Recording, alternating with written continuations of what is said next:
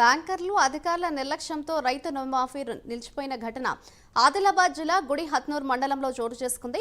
రుణమాఫీకి అర్హులైన రైతులకు సంబంధించిన డేటాను సంబంధిత అధికారులకు చేరవేయడంలో బ్యాంకర్లు నిర్లక్ష్యం వహించారని రైతులు ఆందోళనకు దిగారు. అయితే గుడి హత్నూర్ మండల కేంద్రంలోని బ్యాంక్ ఆఫ్ మహారాష్ట్రలో రుణమాఫీకి అర్హులు మొత్తం 3,500 మంది ఉండగా వీరిలో తొలి విడతలో భాగంగా 494 మందికి, రెండో విడతలో కేవలం 35 మందికే రుణమాఫీ విడుదల కావడంపై రైతులు ఆందోళనకు గురవుతున్నారు.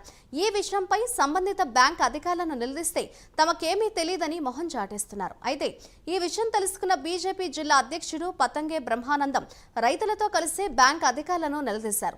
రైతులను మోసం చేస్తే ఊరుకోబోయేది లేదని, అర్హులైన ప్రతి ఒక్క రైతుకు రుణమాఫీ చేయాలని, లేదంటే బ్యాంకును ముట్టడించి అర్హులైన రైతులకు రుణమాఫీ జరిగేంత వరకు పోరాడతామన్నారు.